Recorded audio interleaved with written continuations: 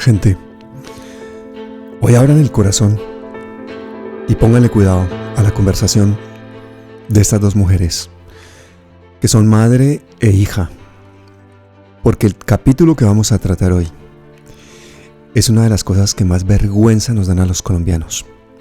Es el genocidio continuo desde hace décadas contra la izquierda colombiana, contra los líderes sociales, contra todos aquellos que luchan o por los derechos humanos, o por la paz, o simplemente por la igualdad.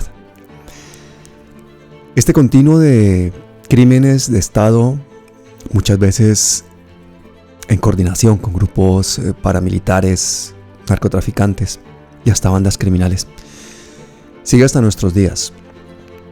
Nuestra historia es esa, una historia que tenemos que conocer, de la que nos tenemos que avergonzar, precisamente para no repetirla, para cambiar, para reparar a las víctimas. Y el genocidio de la Unión Patriótica, que es una cosa monstruosa, fue el asesinato sistemático una a una de más de 6.000 personas. Todo un partido político exterminado. ¿Para qué? Para que no hubiese una alternativa de poder, una alternativa de paz o de construir país. Toda la gente joven que esté escuchando en este momento este programa, les pido que presten mucha atención a un diálogo normal con dos mujeres que son supervivientes y víctimas, que son el testimonio vivo de la página o una de las páginas más oscuras de nuestra historia. Y el propósito de esta conversación es que nos metamos en su piel, que nos metamos durante un momento en lo que pasó en sus familias, en sus vidas, porque no solamente las ha marcado a ellas, nos ha marcado a todos nosotros. Porque lo que le pase a un colombiano, le pasa a todos los colombianos. Lo que le pase a un ser humano, le pasa a todos los seres humanos. Por eso tenemos que luchar por las libertades, por la dignidad y por los derechos humanos hasta del último de los hombres que habiten no solo la tierra colombiana y la tierra latinoamericana, sino el planeta entero. Pónganle atención a esta conversación, compártanla y recuerden que son palabras mayores. La única razón de ser de la Unión Patriótica, compañeros, convenzcámonos de eso de una vez, es el de abrir la perspectiva de un movimiento mucho más amplio. Así, en el desarrollo y consolidación de ese movimiento más amplio, desaparezca la misma Unión Patriótica. No es mi cuerpo callado, es el retrato de Macondo. Son 100 años de soledad, es también la operación Cóndor. Es la voz del pobrerío arrancados de la tierra, es el dolor de lo atroz de esta puta guerra. Sin embargo nos sentamos aunque perseguidos eran, en cafetines, bares, poniendo en común las penas, en un país que despertaba para la lucha, líderes hechos a pulso y su pueblo que los escucha. Esta es la voz, alma mía levántate, esta es la palabra. El Dios de mi silencio, la conquista de mí mismo en los surcos de la lucha. Miro el cielo escondido en el océano de mis lágrimas, mis dolores incompatibles con la vida. Soy el fuego, la palabra de mis muertos. Busco la voz que retrata el sentimiento, busco la voz que retrata el sentimiento. Mientras haya miseria en el campo y en la ciudad, mientras los trabajadores sigan teniendo salarios de hambre, mientras los maestros sean obligados a ir a la huelga, no podrá haber paz en Colombia. Canto por Bernardo Jaramillo Osa, canto por Jorge Eliezer Gaitán, canto por Gabriel Jaime Santamaría, canto por Darío Henao, canto por Alberto León Muñoz, canto por Froilán Arango, canto por Jaime Pardo Leal, canto por Hernando de Jesús Gutiérrez, canto por Hildebrando Lora, canto por Carlos Gonima López, canto por Álvaro Fernández, canto por Alejandro Cárdenas, canto por José Daniel Cárdenas, canto por Teófilo Forero, canto por Leonil de Mora, canto por Antonio Toscano Triana, canto por Antonio Sotelo, canto por Diana Cardona, canto por Nicolás Alberto Osa, canto por Manuel Cepeda Vargas, canto por... La Unión Patriótica fue un partido que se formó precisamente a raíz de querer hacer la paz, las FARC, y se unió con el Partido Comunista Colombiano con una propuesta de paz a partir de los acuerdos de la Uribe con Belisario Betancur. Esa paz duró poco, porque desde el mismo momento en que se formó la Unión Patriótica, se empezaron a asesinar de forma indiscriminada a todos quienes militaban en ese partido. La Jurisdicción Especial para la Paz contabilizó en un informe publicado en el 2022 que hubo al menos 5.733 militantes de la Unión Patriótica asesinados entre los años 1984 y 2016, incluyendo a 2 candidatos presidenciales, 5 congresistas, 11 diputados, 109 concejales, 8 alcaldes en ejercicio, 8 exalcaldes. La lista es infinita. Pero lo grave de todo esto es que quienes asesinaron a estas personas eran miembros de la fuerza pública, eran paramilitares, eran narcotraficantes, todos actuando en conjunto. Por eso es para mí un honor estar hoy hablando con 2 personas que son supervivientes y que han sido víctimas de este terrible genocidio. Consuelo Arbeláez, Luisa Santamaría, bienvenidas. Muchas gracias. Gracias, Pablo, por la invitación. Gracias a ti que lo organizaste todo, Luisa, y que has traído a tu madre aquí. Qué belleza tener a la madre y a la hija en un mismo programa para que nos cuenten un poquito todo esto. Muchísimas gracias, de verdad. Consuelo, cuéntame, ¿tú quién eres y cuál es la dimensión de lo que fue el genocidio de la Unión Patriótica? Bueno, yo soy Consuelo Arbeláez Gómez, soy la viuda del diputado Gabriel Jaime Santamaría Montoya, quien fuera el presidente y fundador de la Unión Patriótica en Antioquia. No solo soy pues la viuda, sino que soy sobreviviente porque fui militante desde muy joven dentro del Partido Comunista y me tocó antes de la UP otras organizaciones de tipo electoral. Como vamos a hablar de la Unión Patriótica, esa sí me tocó también desde un comienzo, desde que se conformó. Y hacíamos el trabajo político en los pueblos, en Medellín, en toda Antioquia, porque nos correspondía el departamento de Antioquia. ¿Tú a qué edad entraste entonces a la Unión Patriótica? Muy joven, ¿no? Es que la Unión Patriótica surge después de que habíamos estado en la UNO, Unión Nacional de Oposición, sí, el Frente... hubo 3 organizaciones antes de llegar a la Unión Patriótica, que eran las organizaciones de tipo electoral para poder llegar a la gente. Ya a nivel político, yo era militante de la JUCO desde joven, desde los 22 años. Bueno, Luisa, cuéntame, ¿quién eres tú? ¿Cuál fue tu contacto con la realidad de la Unión Patriótica? Bueno, yo tenía una necesidad de expresarme, no solo frente a lo que pasó con mi padre, con lo que fue la Unión Patriótica, sino que siempre he querido expresarme por medio del arte. Entonces estudio teatro en la Universidad de Antioquia y luego hago una maestría en la Universidad Nacional de Bogotá en guión largometraje. Entonces soy actriz y guionista, eso soy. Y has hecho también documentales, ¿no? Sí, hasta el momento, bueno, ya tengo uno listo, ese lo hice en el 2016, ese acompaña una exposición de álbumes de memoria que realicé con 24 viudas, hijos e hijas de Bogotá y de Medellín y del Meta, y fue un trabajo muy bonito y se ha presentado desde el 2016 hasta la fecha en diferentes espacios que me invitan o que yo misma convoco pues por medio de aplicar y me postulo y bueno.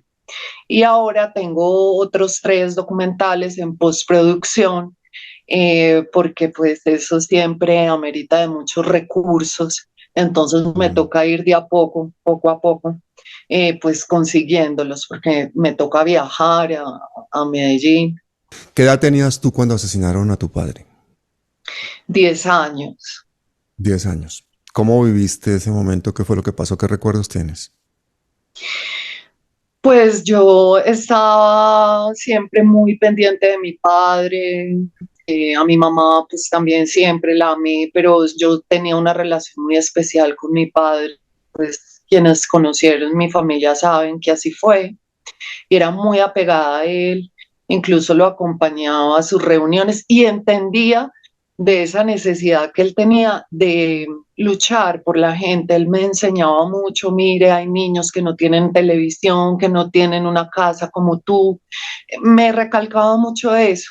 Entonces, cuando ya pues es el entierro de él y yo empiezo a ver tantas personas, aunque no eran muchas, sí eran muchas, porque como a él lo asesinan en la asamblea y ahí mismo se hace el velorio durante 4 días, y pues cae la fecha de Halloween, el 31, que uno siempre quiere como estar ese día. Y ese día para mí fue muy diferente, eso marcó mi vida y yo entro pues como en un estado muy de salud muy malo, de mucha depresión, de mucho llanto, pero pues mi madre siempre me apoyó y bueno, y muchos años eh, no me gustaba ir al colegio, a mí nunca me gustaba ir al colegio y después de lo de pues mi padre menos. Entonces yo siempre tenía muchos problemas de rechazo porque yo lloraba, entonces mis amigas me preguntaban qué era lo que me pasaba y yo les contaba una historia como tan increíble, tan pesada, pero entonces los padres de ellas decían que cómo era posible pues que yo estuviera en esa situación y era siempre vista como algo que no podía ni desahogarme, que no podía como hablar porque causaba un escándalo. Entonces fue muy difícil ese proceso hasta que entró a estudiar teatro. La verdad, para mí estudiar teatro fue la salvación en mi vida. ¿Por qué dices que causabas un escándalo? Cuando tú hablabas de eso con tus compañeras, ¿por qué causaba un escándalo? Porque pues ellas no tenían padres políticos, ninguna. Y pues decir que a mi papá, yo era como la única que tenía un padre asesinado, o sea, decir a mi papá lo mataron y yo decía, fue el gobierno, o sea, unas palabras en una niña, porque mi mamá y mi papá siempre me contaban todo, o sea, venimos de un entierro, la masacre de la Juco, prende el noticiero, o sea, nunca me decían llegamos tarde porque estábamos en un cine, o sea, mentiras, no, sino que siempre me contaban la Me contaba realidad. la Entonces verdad. yo era como una niña grande. Yo tenía un discurso y una manera de hablar y de expresarme, pues que era un escándalo. Y como en ese momento estaban todavía en ese exterminio, en los años 90, porque a mi padre lo asesinaron en el año 89, y te estoy contando así como cuando ya me toca volver al colegio después de eso.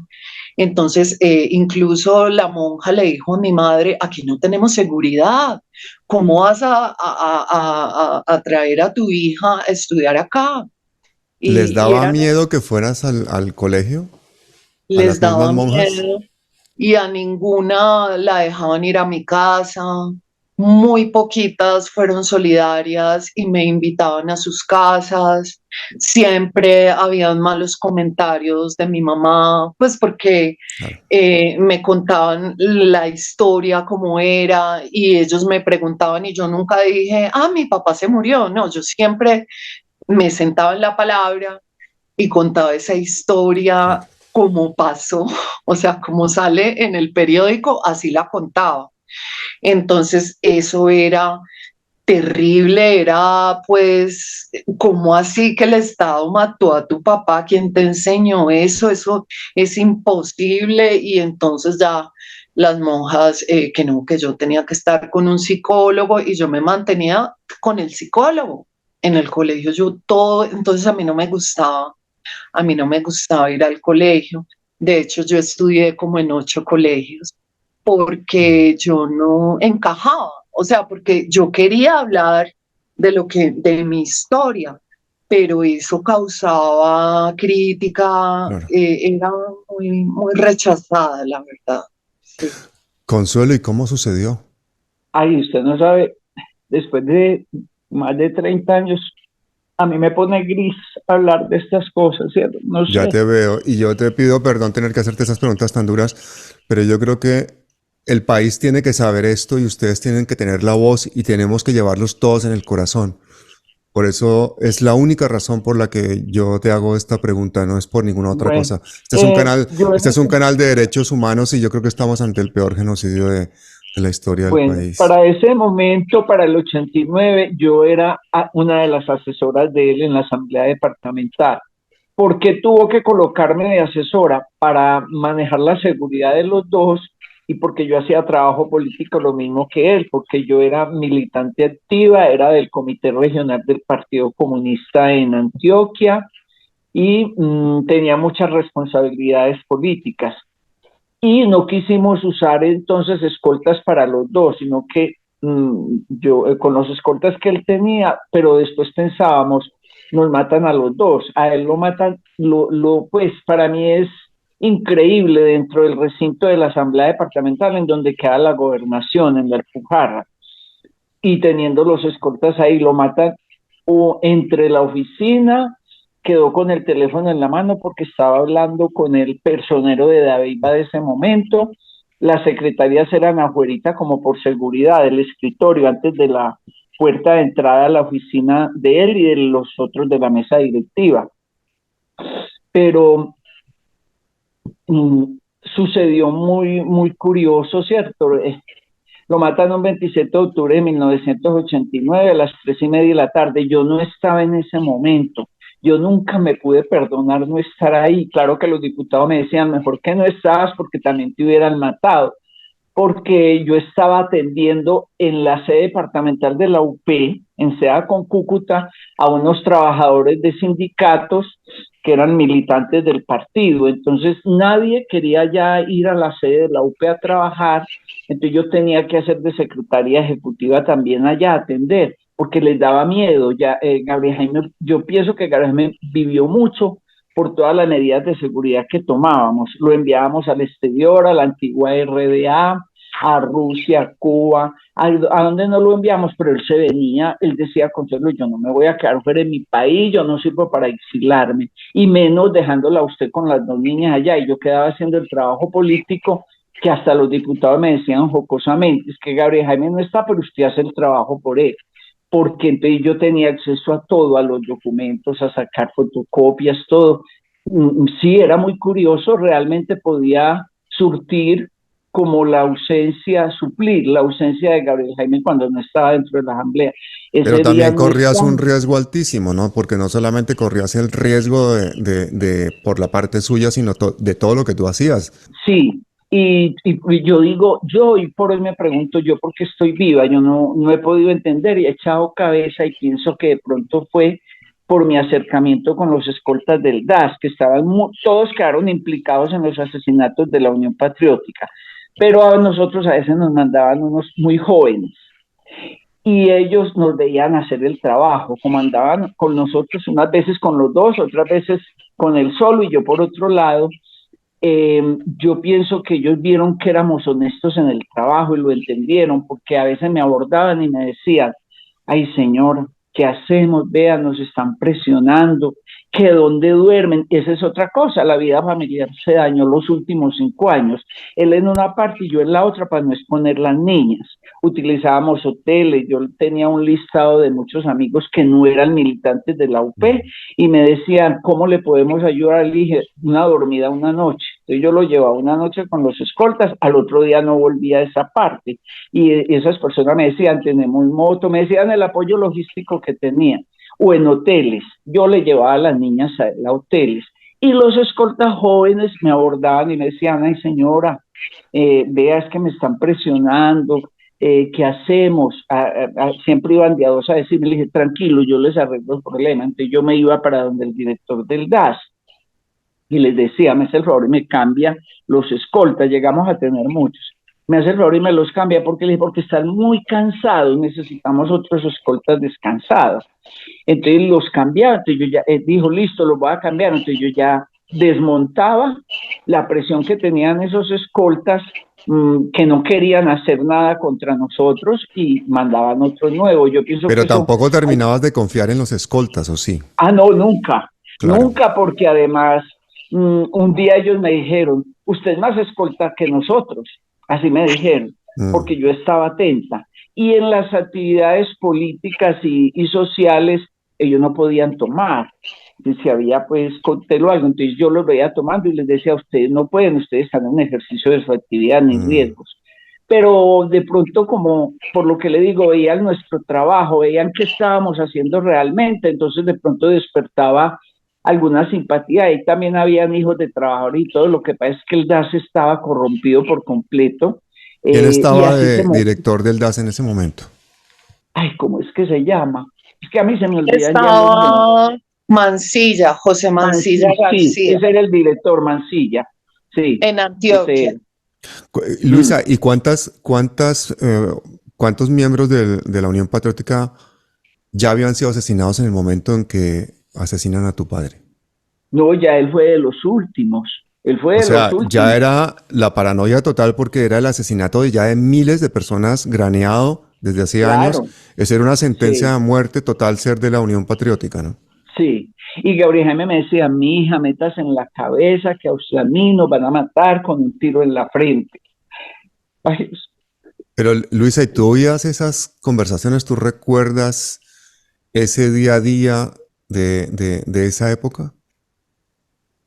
Eh, sí, porque es que uno ya de 10 años y como mi hermana tenía 12 años, ella hablaba conmigo acerca de lo que estaba pasando y ella, mi hermana, por ejemplo, nunca estaba de acuerdo que mi papá fuera a los pueblos, que se pronunciara porque nos llevaban a la asamblea cuando él pues tenía que denunciar, porque él se dedicó a denunciar todo lo que estaba pasando. Entonces uno lo veía llorando, o sea, mis padres siempre muy enérgicos, muy de esos discursos improvisados, pero también tenían la capacidad pues de tener una preparación, pero eran unos discursos donde ellos lloraban y donde defendían a los pobres más que todo, las regiones más como más golpeadas por el conflicto, entonces uno quedaba muy impactado y mi hermana me explicaba, es que Luisa, ellos tienen un problema muy grande. Y yo le decía, pero ¿por qué? ¿Qué tiene de defender a la gente? Y mi hermana me decía, es que eso está prohibido. Está prohibido Eso, defender a los pobres, ¿no? sí, exacto, mi hermana me decía así. Y entonces ahí fue cuando yo empecé a darme cuenta, cuando ellos hablaban, sonaba el teléfono, nos decían no contesten. eh, o por ejemplo, una vez mi mamá contestó y le dijo, eso es como de las amenazas que recuerdo tarde de la noche, vivíamos en el centro, cerca a la casa de mi abuelo, un pianista, el padre de mi papá. Y mi mamá contestó y mi mamá le dijo a mi papá, nos están llamando a amenazar, ¿qué hacemos? Y ellos en vez de salir corriendo, yo no sé, nunca les daba miedo, ponían era cosas, objetos, sillas en la puerta y todos nos íbamos a dormir al cuarto juntos y yo era como con un miedo y yo siempre le decía a mi padre, hágase en la mitad para que no lo maten. O sea, yo era como decía unas cosas y yo también me mantenía como muy, muy preocupada porque uno era a sus padres pues, que llamen a esa hora y al otro día eran ya, por ejemplo, los noticias, pues como de las emisoras, los llamaban casi todos los días a mi papá a entrevistarlo. Entonces ahí uno se daba, el desayuno mío era ese, mi papá al teléfono hablando que mataron al uno, que mataron al otro, que pasó esta masacre, que qué vamos a hacer. Entonces muchas veces yo ni iba al colegio porque estaba la situación tan peligrosa que mi papá me decía, no, no mandemos las niñas hoy. Era así, era como un día muy, muy pesado, creo yo, pero pues mi felicidad era estar con mi papá. A mí no me importaba nada más, yo siempre quería estar con él. Consuelo, ¿y ustedes en qué momento son conscientes o sospechan de quiénes son los que están asesinando a los miembros de la Unión Patriótica?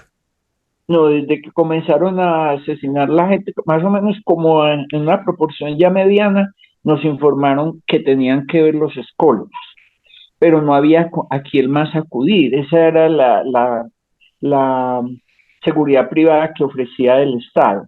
Claro que al principio nosotros pedimos que nos autorizaran armarnos, ¿cierto? Oficialmente, que no anduviéramos sin un arma. Entonces nos dijeron que era a través de yendo a solicitarla al DAS. Pero el gobierno después contestó a través de Vieira y Teófilo Forero y todos los de Bogotá que por ahora era imposible lo de las armas, que nosotros nos armáramos, nosotros personalmente. Entonces, yo no sé si es malo decirlo, pero yo dije, entonces yo no ando sola y me compré era una, ay, se me olvida el nombre, era chiquitica y la cargaba en la cintura, pero Gabriel Jaime desarmado. Entonces, hicimos la solicitud cuando ya nos dijeron en el DAS, para que a él le dieran lo que daban, que era un arma grande. Ay, es que se me olvidan los nombres.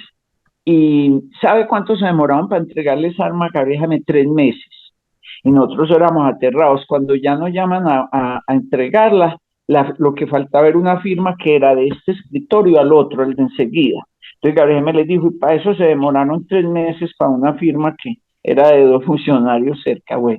Entonces, al principio nos cuidaban compañeros que tenían fuero sindical, que eran militantes. Entonces ellos sacaban, y la empresa sabía, sacaban su fuero sindical 2 o 3 días, entonces un grupito nos acompañaba al principio detrás de nosotros, hasta que ya nos asignan esos escoltas del DAS que eso se volvió un arma de doble filo muy preocupante. Y sí, en efecto, en la última investigación que deja, porque el caso de Gabriel Jaime lo tuvieron 2 fiscales y eso lo guardaban en anaqueles y uno tenía que volver a moverlo. Ya la última, que fue una mujer que me conocía, la fiscal última, me dijo que ella tenía una teoría distinta a la del otro fiscal, y es que los escoltas no solo mataron al pelado que mató a mi esposo para que no hablara, sino que también hubo disparos a Gabriel Jaime, porque al estar sentado en el escritorio, y desde la cintura para arriba lo llenan de balas, ¿cierto? Y al pelado lo matan a los pies de él. Que no solamente los escoltas matan al asesino pelado, de tu marido, sino que también rematan le disparan también, ayudan a rematar a Gabriel Jaime, que eso está yo tengo los expedientes de todo eso, pero es que leer eso es muy duro porque uno se pone gris, uno no es capaz de determinar. Pero no sé si eso se seguirá la investigación. Y en ese momento también se hablaba ya de la participación de los paramilitares y del narcotráfico. Claro que sí, ya se conocía perfectamente todo. Y como le digo, era el muchacho que mataba a mi esposo, es lo más curioso. ¿Sabe quién era? El hijo de una vecina donde yo me había ido a vivir la última vez ya, a Itagüí. Yo soy de Itagüí. Y me fui a vivir ahí porque mis padres vivían cerca, para que recibiera a mis niñas en un momento que yo tuviera que irme o que me pasara algo. Entonces él ya no vivía con nosotros los últimos 5 años. Y resultó que ¿sabe quién lo consiguió? Y eso ya es público. Don Berna se reunía en San José. Yo que iba a saber eso me lo contaron mis hermanos, porque soy hija de una familia muy numerosa y ellos averiguaron todo. Yo soy la mayor de 20, somos 14 vivos.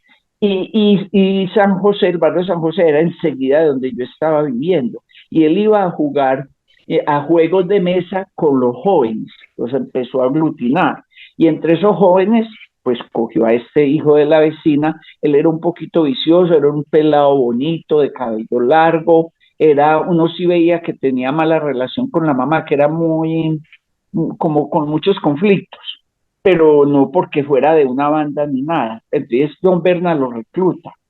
Y yo me doy cuenta después, cuando ya en la investigación a la señora yo la hago llamar, cuando ya sé que era ese, porque no íbamos a saber, eso se iba a quedar sin saber quién era el pelado. Se lo llevaron a velar a Envigado, no lo encontrábamos. Entonces, cuando ya ella la llaman a declarar, ella dijo, que el pelado le dijo, mami, écheme la bendición, que voy a cumplir una tarea difícil, y lo mandaron, él tuvo que cambiarse, él nunca en su vida se había puesto un cachaco, se puso un cachaco, lo peluquearon por completo, entonces, como yo no estaba ese día, yo desde más que lo hubiera reconocido, y él me conocía a mí, a él no conocía a Gabriel Jaime.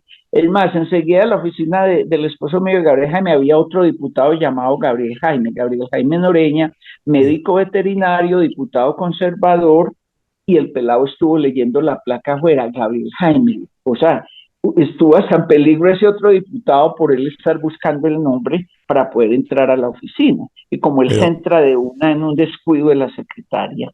pero ese pelado hace ese trabajo por dinero, por Sí, ideología, ¿por qué hace eso? no, por dinero. Ese muchacho no tenía formación de ninguna Simplemente clase por dinero. y, y además se supo, es que todo se supo, que a los poquitos días fue un coronel de civil a la casa de esa señora. Yo abandoné esa casa ahí mismo con mis hijas y que fue con escolta a llevarle 10.500.000 pesos. Eso le llevaron a la mamá del pelado. Imagínese usted. En eso quedó. Para la gente joven que nos esté oyendo, Consuelo, Mm. ¿qué interés tenían los tres actores que hicieron el exterminio de la Unión Patriótica en hacerlo? ¿Qué interés concreto tenía el gobierno? ¿Qué interés concreto tenían los paramilitares? ¿Qué interés concreto tenían los narcotraficantes? Es que de todas maneras, por primera vez se forjaba un movimiento que había en su primera etapa electoral, saca muy buena votación. Eso Fue nosotros tenemos histórico, ¿no? puestos datos. Por primera vez en la historia, un movimiento de izquierda, cierto, pero que Mm. además contaba con algunos sectores demócratas, de liberales y conservadores. También teníamos gentes en la Unión Patriótica. El caso de Alejandro Cárdenas, por ejemplo, que fue gerente de Corvide cuando lo asesinaron. Él llegó a ser el suplente de mi esposo, de Gabriel Jaime, en la Unión Patriótica Departamental. Y era un hombre fogoso que creía también en el cambio. En Itagüí tuvimos también muchas convergencias, alianzas con sectores liberales y conservadores, y ese movimiento se estaba creciendo. Uno veía en el resultado electoral, los representantes que sacábamos, los diputados, iba creciendo. Eso no se lo iban a soportar, porque en este país, por milenios, ha mandado en la derecha, la extrema derecha, quienes manejan el poder financiero y económico del país. Uno ahora está viendo todavía la radiografía más clara teniendo a Petro de presidente. Yo estoy viendo todo lo que sucede, cómo tergiversan, cómo impiden, porque es que esta democracia es representativa, no es directa como lo pedía Gaitán y como Mm. debía ser realmente. Es representativa. Entonces el Congreso tiene liberales conservadores de distintas fuerzas y se juntan entre ellos mismos para impedir que hayan unas reformas que se favorezcan al pueblo. Entonces, por primera vez tenemos un hombre en la presidencia que no es de izquierda. Para mí es un socialdemócrata, que fue un luchador y que lo están impidiendo que gobierne simplemente que porque tuvo un pasado revolucionario, porque él fue el M-19. Pero es que, ¿cuál otra persona podemos esperar que llegue a presidente y que Claro. piense precisamente en el bienestar de la población? Es muy difícil si no tiene una formación de esa trayectoria. ¿Y Uno tú crees siempre, que si no hubiesen sucedido este genocidio, Bernardo Jaramillo Osa o Pardo Leal, alguno de los dos habría llegado a ser presidente de Colombia? Pardo Leal hubiera sido la figura más extraordinaria, porque ese hombre para mí era un fenómeno como lo fue Gaitán. Y Bernardo Jaramillo, que yo lo conocía perfectamente, también es un hombre con unas ideas muy claras, muy inteligente. No era un hombre acartonado, porque era un hombre joven. Y mire cómo los fueron asesinando. El asesinato de Pardo Leal me pareció lo más triste, porque yo hice campaña electoral con él por Puerto Berrío y para mí era un hombre como brillante, era extraño, no era un hombre tan normal, y tenía una jocosidad para enfrentar todas las situaciones difíciles. Yo recuerdo que andábamos por Puerto Berrío y con nosotros andaba Álvaro Vázquez del Real, de la dirección del Partido Comunista en Bogotá. y Pardo Leal mantenía su botellita de champaña ahí en el carro y se tomaba un traguito. Entonces le llamaron, Álvaro Vázquez le llamó la atención y él jocosamente le dijo: ¿usted cree, compañero, que yo voy a soportar esta vida en sano juicio? Nos fuimos todos que reír y quedarnos callados, porque es que tenía un sentido del humor y una inteligencia impresionante. Y Bernardo Jaramillo tenía una idea de Estado, así más o menos como la que tiene ahora Petro. Era un hombre muy moderno para concebir la dirección de un Estado. No era acartonado ni en esas tesis pues que nos tocó a nosotros del Partido Comunista, donde muchas veces pensábamos que los buenos y los que sabían eran los de izquierda. No, hay mucha gente con otra formación, que es lo que nos está demostrando ahora este gobierno, que hay otra gente que ha ido como entrando en las necesidades de la gente, que está reconociendo toda la tradición de este país. Los jóvenes hoy en día, mire qué futuro tienen los jóvenes, por ejemplo. Mire la cantidad de suicidios que hay aquí en Medellín, hay una cantidad de suicidios. Yo conozco muchos que lo han hecho, hijos de compañeros nuestros también, que no, la mayoría no quieren decir. Yo pienso que ese es un peso que yo tengo encima, porque yo trabajo por las viudas. Yo le ayudé al principio en el 90, Gabriel Jaime lo matan en el 89, el 27 de octubre, y yo en la despedida que le hicimos, porque él estuvo en cámara ardiente 3 días en la asamblea, yo le prometí que le iba a cumplir ese deseo que él tenía de ayudarle a las viudas, porque en la medida que las iban dejando viudas, ellas iban llorando allá a la asamblea. Y Gabriel me decía: mija, ¿qué hacemos? ¿Cómo les puedo ayudar? Y yo no sabía qué contestarle, porque estábamos viviendo nuestro propio drama también, cambiándome de casa continuamente. Bueno, entonces yo cumplo esa promesa, y en el 90 no existía unidad de víctimas, no existía nada. Desde la presidencia, absolutamente nada, nadie se iba a pensar la gente que había que hacer con las viudas. Entonces me pongo en esa tarea y conté con la ayuda, y eso siempre yo lo contaré, con la ayuda de la viuda de Héctor Abad Gómez, con Cecilia Faciolince. Ella se metió a esa organización que llamamos Fundación La Alborada. Le sacamos, no había que sacar personería jurídica, era legalizarla, no existían esos requisitos. Entonces de la presidencia me mandaron como 5 abogados, una abogada, jóvenes, y 4 abogados jóvenes, y ellos decían: ¿qué hacemos? Ellos tampoco sabían qué hacer. Entonces fue muy bueno eso, porque empezamos a auscultar qué hacemos. Entonces yo diseñé una ficha técnica para cada viuda. Y no eran viudas de la UP nomás, no, viudas por violencia política. Eso fue lo más lindo. O sea, se definían los estatutos que era violencia política para poder admitirla. Imagínense, le cuento esto tan impresionante que nunca lo olvidaré.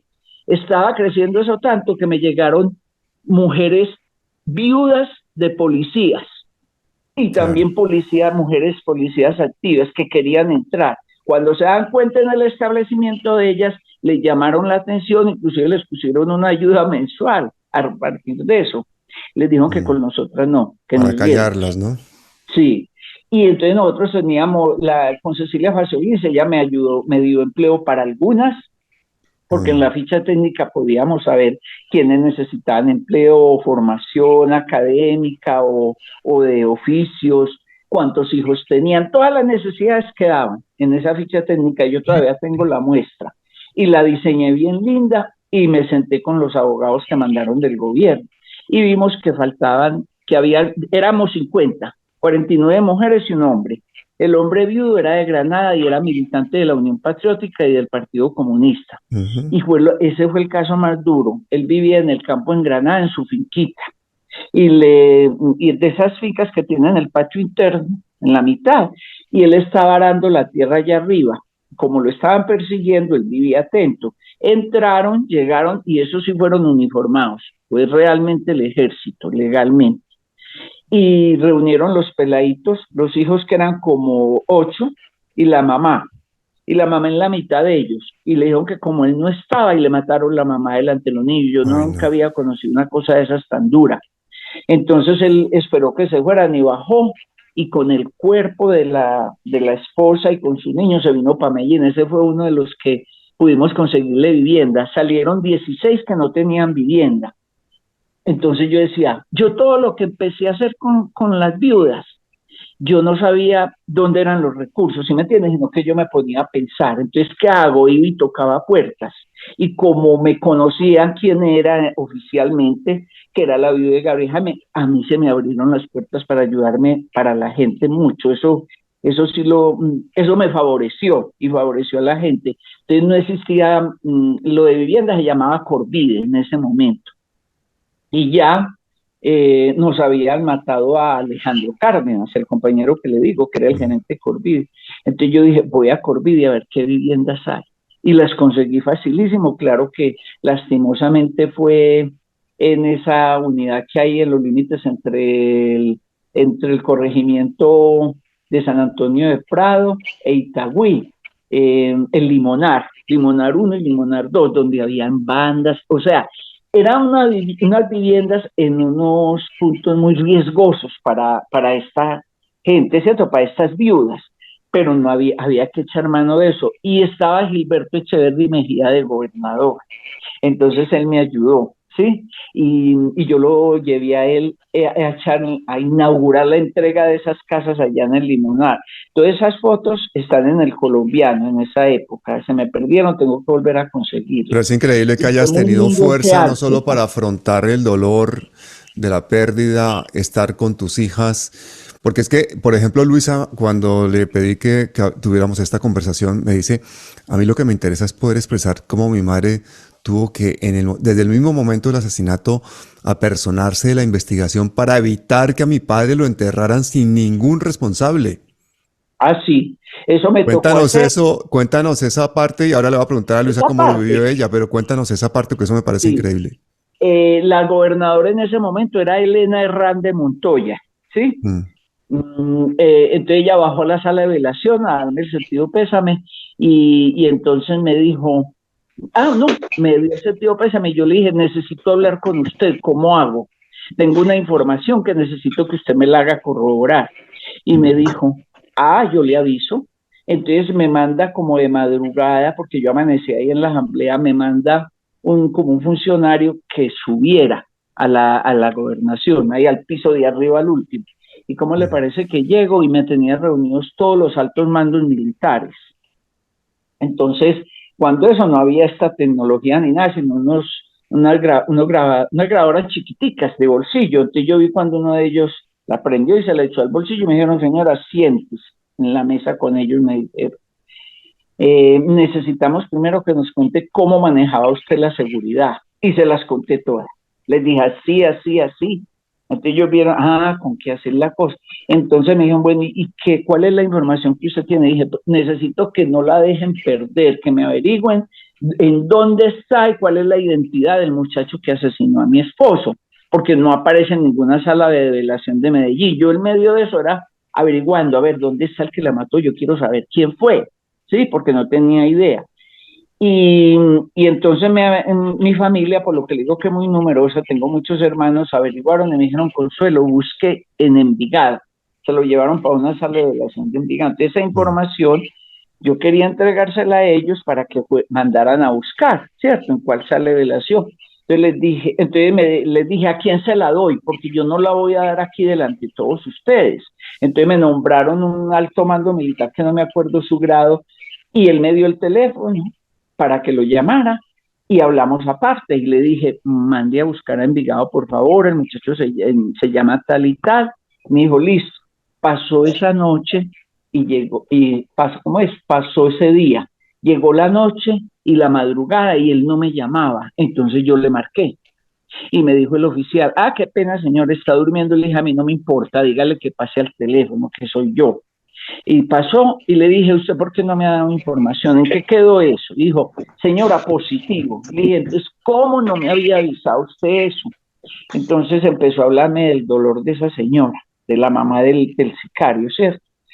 Que esa señora, y se formó una discusión con un viejito que era el amigo personal de ella, y el viejito le decía, le dijo al ejército, este sinvergüenza que ahí está en el ataúd, mató el vecino de una señora que no hacía sino bien al pueblo, dijo el viejito, que era el amigo de la mamá del sicario. Entonces la señora dijo, ¿cómo así? A mí me duele mi hijo, y se formó pues el bololó, y ya confirmaron de que sí, que era el hijo de ella, el que estaba ahí, el que había asesinado a mi esposa. Fue la única forma de saberlo, pero porque yo me puse pilas, o si no nos hubiéramos quedado sin saber. Y luego Increíble. supimos que le fueron y le llevaron una plata. Y después ella se fue para Estados Unidos un tiempo. Ella no era familia acomodada, era familia pues popular, con Mm, necesidades como todo el mundo. Entonces no sé si también el viaje a Estados Unidos fue como para ayudarla, ¿cierto? claro. Y nos enteramos que era don Berna, fue el que lo reclutó ahí cerca de donde yo vivía. Él lo reclutó para eso. ¿Cómo se empiezan a constituir estas asociaciones de víctimas? ¿Cómo empieza esa lucha legal contra el Estado? ¿Qué consiguen finalmente?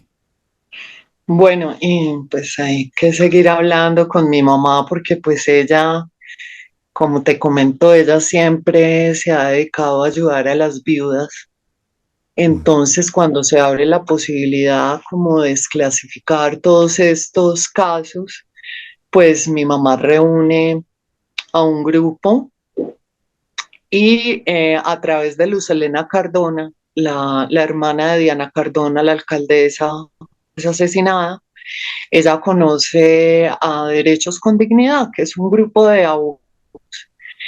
Y como nosotros queríamos tener como ese contacto y la información, o sea, que estar al tanto del proceso, porque cada caso es muy diferente y tiene unos dolientes diferentes no, o pero es es que encima son 6.000 casos. Eso es una barbaridad. Sí. ¿Cómo poner de acuerdo tanta gente, no?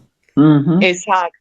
Entonces ahí empieza como a formarse diferentes grupos de acuerdo también a ese intelecto, porque es que mi mamá, parar a mi mamá es imposible porque ella trabajó trabajó con mi papá, Mm. le tocó resolver el crimen de mi papá, tantas cosas que ella necesitaba, era unos representantes que pues yo me atrevo a decirlo, que la tomaran como si ella también fuera un abogado, un representante de esas víctimas, porque ella incluso ha dado declaraciones por otros casos que ni siquiera la familia saben absolutamente nada, prueba. O sea, es una mujer que se metió de verdad, en serio, por esta lucha. Entonces nosotros somos como un grupo de 62 víctimas, se puede decir, que ha Espera, liderado mi madre. 62 víctimas y estamos hablando de que son como 6.000 víctimas en total, ¿cierto? O sea Sí. que hay una cantidad de organizaciones y hay una cantidad de gente haciendo reclamaciones de forma individual durante todos estos años. Tienen sus representantes. Sí, todos los grupos tienen sus representantes, hay un aglomerado, hay Mm. una familia que va sola, pero todos hemos vivido un proceso de haber estado también en el aglomerado, pero que de acuerdo a nuestras necesidades nos hemos, o sea, no decirlo dividido, porque de hecho la UP era una familia entre todos, Mm. éramos muy como muy fraternales, nos ayudábamos los unos con los otros. Yo lo que quiero poner acá, aprovechar como para reflexionar, es que lo importante no es quién nos representa, lo importante es que todos tenemos quien nos represente y que ganamos un fallo. O sea, lo importante es eso, que se dio un reconocimiento de que se asesinaron a unas personas, porque es que ellos así fueran políticos, lo que importa es que fue un fallo donde se reconoce que asesinó el Estado unas personas, que eso, por eso yo te contaba que en mi niñez, pues yo era vista como una persona, pues que estaba o había sido criada pues por delincuentes, porque decir que el Estado es el responsable me enorgullece ahora poderlo decir y que nadie me va a poder decir que mis padres eran unos delincuentes o unos alzados en armas, porque mis padres siempre era la ideología, el discurso y la praxis. porque nunca se quedaron tampoco en el discurso, eran personas que ayudaban a la gente en todo sentido, si no tenían mercado, si no tenían trabajo, si no tenían educación sus hijos. Entonces, para mí, yo quiero decirlo y lo digo con orgullo, que lo que nos debe de unir es ese fallo, que hay un reconocimiento. Es muy importante la reparación simbólica, la indemnización, sí, pero tampoco es algo que nos va a resolver nuestras dificultades económicas, porque ya hemos vivido 35 años sin esto. Entonces, ¿cómo va a llegar una reparación a salvarnos la vida? Esto se tiene que ver es como también con algo espiritual, y también alegrarnos por los triunfos de los demás, porque ya se han reparado unos casos antes del fallo, ya se ha fallado a favor de otros. Y eso para mí es como la felicidad, que se encuentre justicia y que no queden en la impunidad, porque eso sí es para mí algo que va en contra de mi dignidad, porque cómo así que van a quedar sin ningún responsable. O sea, es que a quién se le ocurre que uno va a ser feliz sabiendo que no hay nadie que responda por mi papá, por ejemplo, en mi caso, una persona que era pues de mis favoritas, o sea, y todo el mundo lo puede pues contestar, o sea, las personas que conocieron a mi padre, que a mi mamá, sabían, mi papá lloraba por nosotros, mi padre se venía del exilio, es que no me aguanto sin ustedes, con Bernardo Jaramillo allá en el exilio, con la compañera que él tenía en ese momento, Mariela Barragán, pues yo conversé con ella y me regaló algunas fotos, y contaba que ellos todos los días acompañaban a mi padre y me contaba la rutina y absolutamente todo, porque él estaba muy triste. O sea, ella me decía, él hablaba de ustedes, él no veía la hora de verla. Entonces todo eso hizo que nosotros nos organizáramos y que yo apoyara a mi mamá como en esta lucha que a veces le daña la salud, porque hay desacuerdos, hay discusiones, que porque ella sí o no. Entonces lo importante acá es seguir siendo humano y no deshumanizarnos, Claro. y no ver esta historia como a quién sí le dan, a quién no le dan, porque esto tiene otro significado, porque es que la reparación simbólica, claro, a todo el mundo le gusta que lo reconozcan, obviamente, que lo nombren, pero si no hay la posibilidad y se reconocen a otros. Pues yo pienso por la situación política actual que lo que hay es una ignorancia política muy grande, que la gente reproduce en las redes unas mentiras tan impresionantes, tergiversan las propuestas de reforma de salud, del trabajo, pero completamente tergiversadas. Hay como es una campaña dedicada a manejar como la opinión en contra de esas reformas. Y realmente como con ese genocidio tan horrible contra la Unión Patriótica, pues exterminaron los mejores hombres y mujeres que eran marxistas-leninistas, no solo del Partido Comunista Colombiano, también del Partido Comunista ML, de los grupos de firmes, con todos esos que trabajamos que eran de izquierda, que tenían alguna diferencia con nosotros, pero que en el fondo nuestro objetivo era un mejor país donde vivieran mejor los seres humanos. De todas maneras, yo veo que sigue habiendo mucha falta de capacitación política en la gente, de entender y por ejemplo, Petro no es ningún comunista, ni es ningún señor de izquierda, es el hombre que necesitamos, porque hasta el capitalismo en nuestro país está sin desarrollar. Mire el campo, por eso él habla de la reforma agraria. No, entonces la derecha, yo vivo muy preocupada en este momento, porque yo sé que se están moviendo a dañar todo lo que se puede hacer en favor de la población, y son los que nosotros conocemos, esos grandes monopolios financieros, los señores de aquí que también sabemos quiénes son, los políticos más reaccionarios. Y yo digo, Álvaro Uribe ha sido el personaje más cizañudo y más terrible en nuestro país. Yo a él lo conozco desde joven y llegué a reunirme con él, con Gabriel Jaime y con Álvaro Vázquez de Real, cuando estábamos organizando el movimiento electoral. Y ese señor se comportaba como muy, muy oscuro. no era una persona que como clara, es que ni siquiera expresaba, ni siquiera su expresión facial uno podía interpretar qué era lo que quería.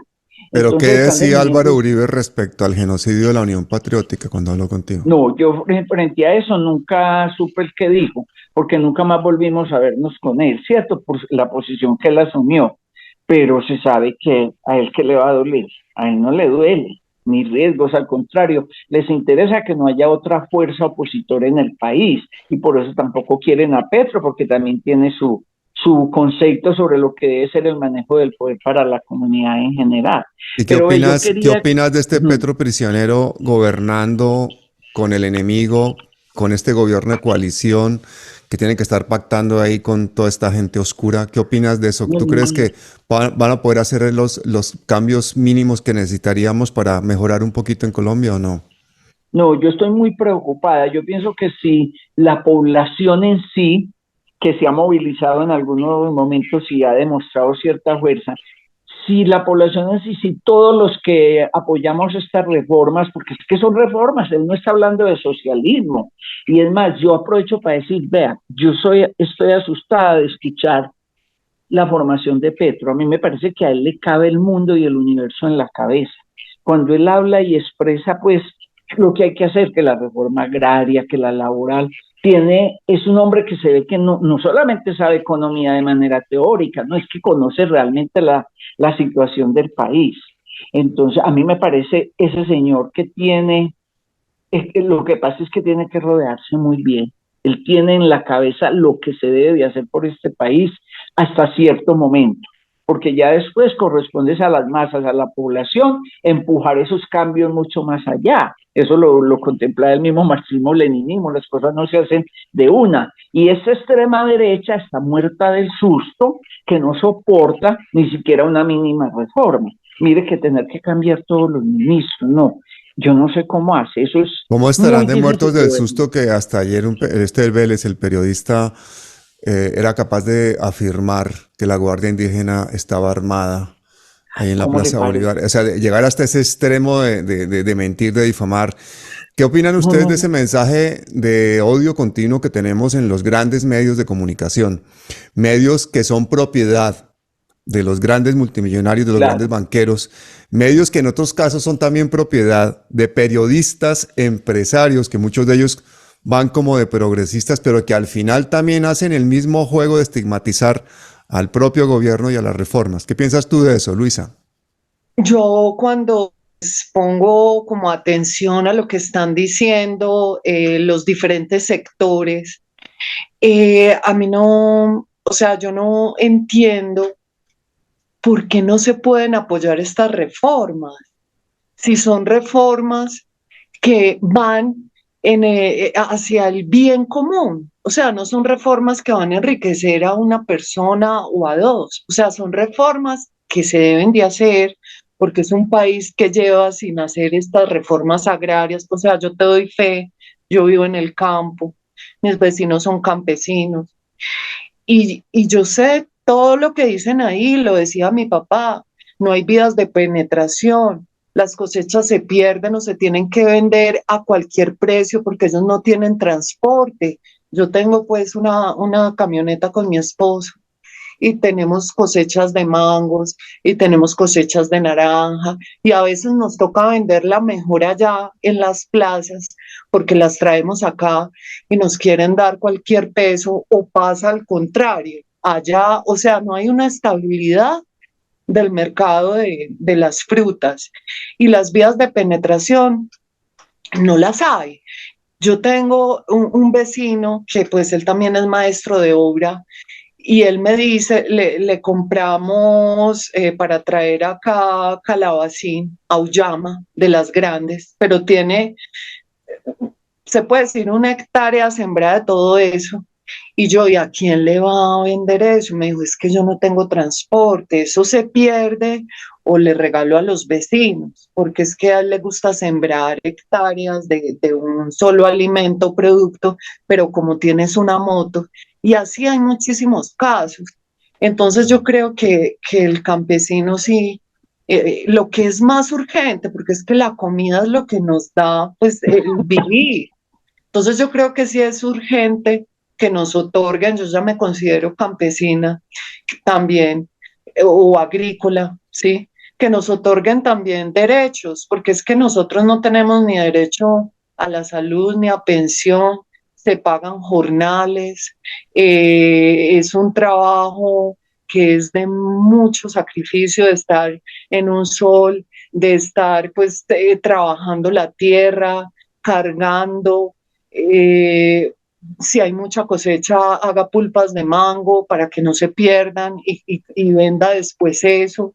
Entonces son tantos trabajos que cómo almacenar todos esos desperdicios Mm. orgánicos de una manera pues que vaya acorde con la tierra y no haga antes es un basurero. No hay forma de que el carro de basura pase por tu finca, empezando por ahí, entonces ellos tienen que quemar eh, gases, plásticos, o sea, hay tantas cosas por hacer. La educación, esos niños, no hay universidades, hay una escuela y es un solo profesor para kinder, primero, segundo, tercero, cuarto, quinto. ¿Cómo van a aprender ellos ahí hacinados sin una diferente, pues porque cada nivel de edad tiene un aprendizaje pues que corresponde? Entonces son unas educaciones y unos esfuerzos que el campesino nunca va a salir de pobre. Entonces yo pienso que esa reforma antes de convertir a esos campesinos, a ese campo, en una industria, en una empresa, porque es que vendemos los alimentos a las empresas, que las venden al doble y hay que pagar transporte para poder traer los alimentos. No hay arreglo de carreteras, porque entonces hay un presupuestico ahí y el alcalde es el que decide si pavimenta o no pavimenta, y viven echando recebo, que el recebo con las lluvias y con todo el se daña, y eso es un platal también. Entonces no hay una solución, no hay como unos derechos, y pienso que no deberíamos de disgustarnos por eso. Si Pardo Leal estuviera vivo y fuera en este momento el presidente, ¿tú crees que haría las cosas demasiado diferente a como las está haciendo Petro? Yo pienso para mí que Pardo Leal sería mucho más enérgico, más fuerte, por su trayectoria, su personalidad, o sea, y su personalidad en sí es mucho más, él era de mucha mayor fortaleza para empujar estos cambios, o sea, de pronto sería más crítica la situación si estuviera Pardo Leal, pienso yo, ¿sí? Porque Petro es más prudente, mucho más prudente. Bueno, yo quería, como no le dije a usted yo por qué me metí y por qué nosotros resultamos en esto de derechos con dignidad con otros abogados. Hay varios grupos que tienen su gente. Mire, era que estábamos ya desesperadas, más de 30 años esperando que lo que estábamos más atentos era que el Estado de verdad reconociera que esto había sido un genocidio. Y ahora que sale ese fallo es una cosa como agridulce, ¿sí me entiende? Porque uno dice, no se reconoció como genocidio, sino como un delito de lesa humanidad, ¿sí? Y hay las razones para eso que tiene pues la Corte Interamericana. Pero lo que decía Luisa, esas tales indemnizaciones, la de daños inmateriales, eso no vale la pena a estas alturas de la vida, cuando ya nos tocó criar las hijas, hacer préstamos, claro, educarlas nosotros solas, trabajar, ¿cierto? Y en el caso de uno, porque uno estudió y podía trabajar, pero en el caso de las viudas de los otros compañeros, de los obreros, dirigentes sindicales, campesinos, que eran trabajadoras del hogar, les ha tocado más duro, les tocó hasta aguantar hambre y de todo.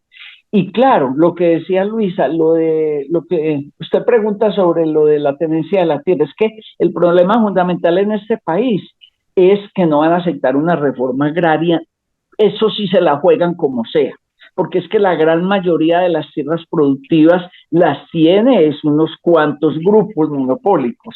Eso se lo juegan, y fuera de eso los recursos naturales, frente a los cuales Petro ya está haciendo unas propuestas muy interesantes, diferentes a las tradicionales que tenemos del uso de la gasolina, del petróleo, ¿sí?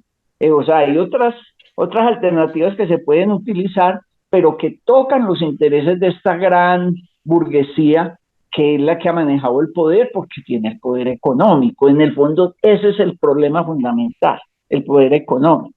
¿Para quién? Para los que lo tienen. Ellos no les va a interesar, el pueblo les interesa cuando hay que pedirle los votos, la votación por ellos para tener sus representantes en esta democracia que es representativa, votando las otras reformas que le ayuden a adicionar su poder como lo tienen constituido.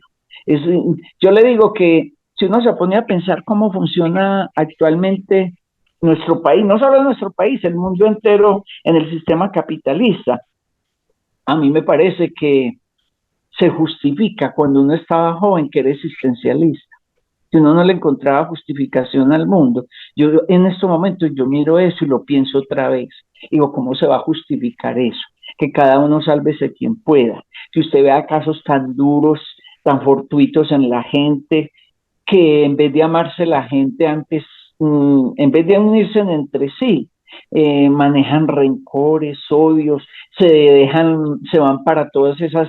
¿Quiénes forman esos grupos armados? El pueblo es el que lo han cogido y lo han metido allá, y sin embargo nos enseñaron desde pequeñas como unas cosas tan impresionantes frente a la guerrilla. Ignoran cómo se formaron los núcleos guerrilleros en este país. Eran los liberales, los campesinos que se tuvieron que ir con su familia, sus perritos y todo para el monte. Esa fue la verdadera guerrilla que se formó. Ya después conocieron otras tesis como el marxismo-leninismo y nace ya una guerrilla de tipo comunista, y también vienen los sinsabores que trae la guerra. La lucha armada trae también cosas horrorosas.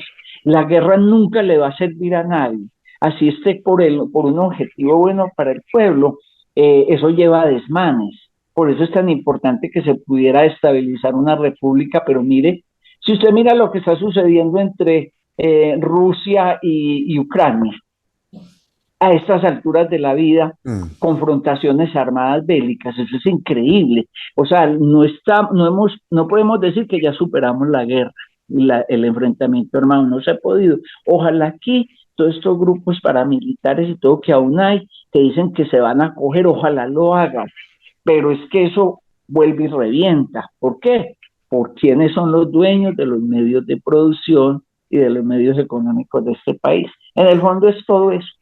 Y los medios de comunicación, porque el que tiene la semántica, sí, el que tiene la narrativa, maneja tiene el poder. Maneja el intelecto de la gente y la versión de lo que se debe de hacer. Ese es el otro problema más serio. Tú, con esto que nos has contado hoy, con lo que nos ha contado Luisa, tenemos ya pues como un mensajito tirado en una botella al mar para que los jóvenes colombianos, las personas en Colombia que vean esta entrevista, que escuchen este audio en el podcast, sepan de voz y de boca de ustedes qué fue lo que sucedió con la Unión Patriótica, cuál es esa lucha tan increíble, este genocidio que cometió el Estado colombiano, las fuerzas, el ejército, la armada, la fuerza aérea, la policía colombiana, en colaboración con narcotraficantes y paramilitares que asesinaron a cerca de 6,000 personas, todo un partido político. Si nosotros estamos aterrados de pensar las barbaridades que hicieron los nazis, nosotros no estamos lejos, nosotros estamos ahí. Ese es el país que hemos heredado. Eso es lo que tenemos que cambiar. Por eso los testimonios de víctimas, de supervivientes son tan importantes. Este canal es una ventana abierta para todos. Así empezó, con víctimas de crímenes de Estado, haciendo documentales de crímenes de Estado. Vean Anatomía de nuestra violencia, todos los que estén aquí. Vean las entrevistas que hemos hecho a Aida Bella, por ejemplo, que me imagino que será muy cercana a ti. Las entrevistas que hemos hecho a Iván Cepeda, cuyo padre también fue asesinado. Todo este exterminio que hasta el día de hoy continúa, porque el asesinato de líderes sociales y el asesinato de excombatientes de la FARC que han firmado la paz es parte de este genocidio. Cuéntame, ¿por qué esa diferencia entre genocidio y crimen de lesa humanidad es tan importante? ¿Por qué es tan grave que no se haya reconocido el genocidio? Porque es que el genocidio es un hecho histórico que sucedió con el mismo gaitanismo, ¿sí? Que esa es la otra lucha que han tenido Gloria Gaitán frente a eso, de que no fue que no es lo mismo llegar y matar a una persona, sino que qué es lo que se está matando en esa persona. Es toda una generación de ideas, de formación y de conceptos que tenían para formar un Estado en favor de una población, un Estado de verdad democrático. Entonces, el genocidio demuestra que es algo previsto, planeado, continuado, y que se buscaba era que no quedaba ningún referente de ese pensamiento político. En cambio, crímenes de lesa humanidad también tienen una connotación grandísima, pero digo yo que tiene menos contenido político que el genocidio. Hablar de genocidio tiene mucho más contenido político porque se demuestra la sistematización para evitar que ese pensamiento vuelva a surgir. En cambio, los crímenes de lesa humanidad sí los matan, pero no están tanto buscando que sea el pensamiento político el que se extienda, ¿cierto? Entonces, uno siente con ese fallo, ¿por qué nosotros resultamos con diferentes grupos buscando que nos representara? El desespero por el tiempo. Nosotros decíamos, ya nos estamos envejeciendo, muchas muriéndose y no vamos a ver nada, ¿cierto? De lo que estábamos esperando frente a la condena del Estado.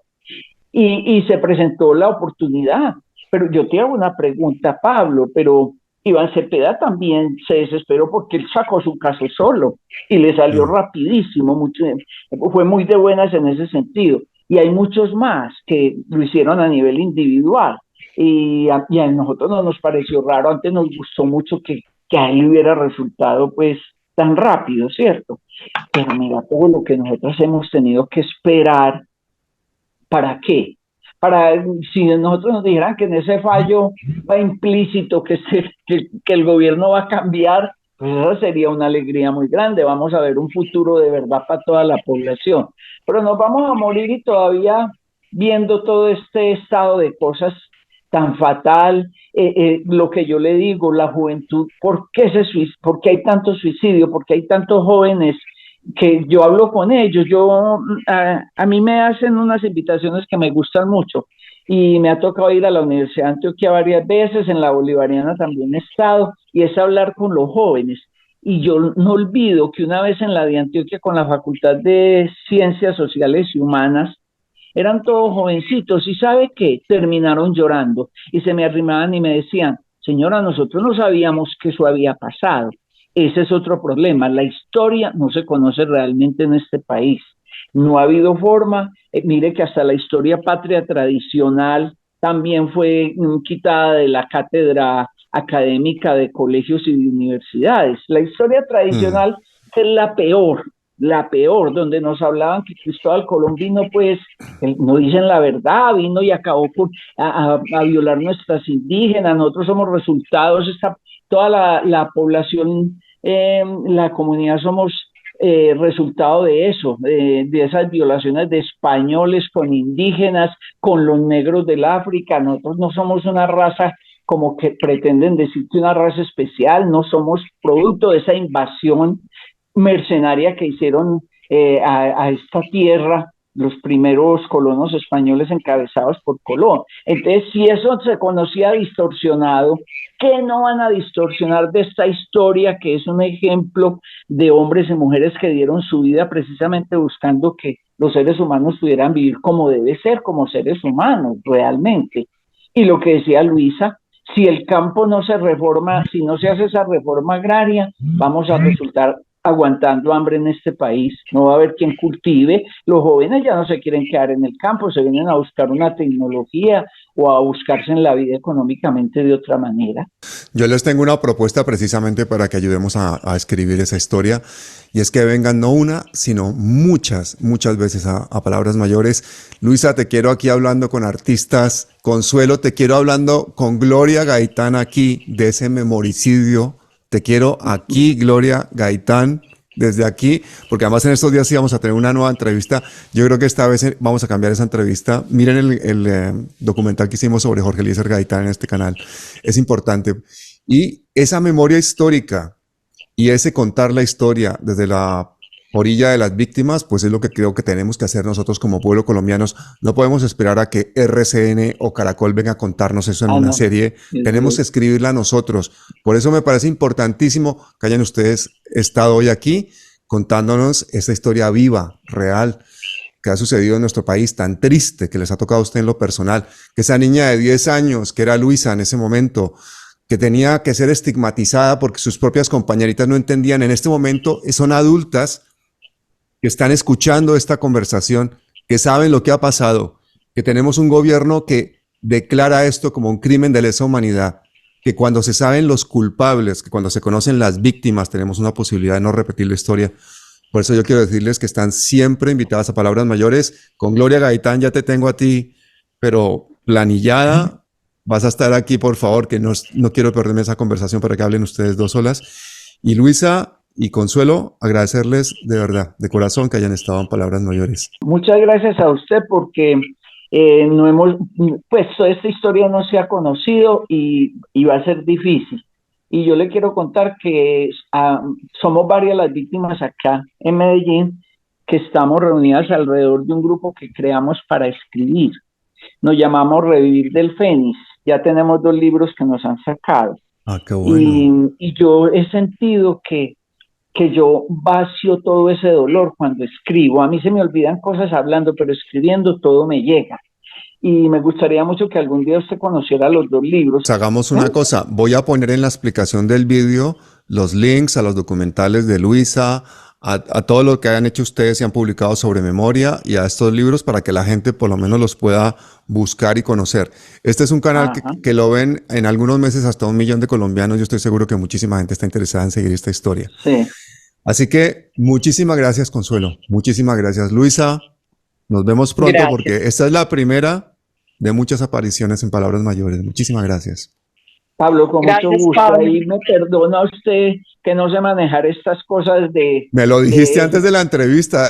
Yo no estoy acostumbrada a estar hablando con un computador. Lo has hecho divino, perfecto. Muchísimas gracias por ese esfuerzo también, de verdad.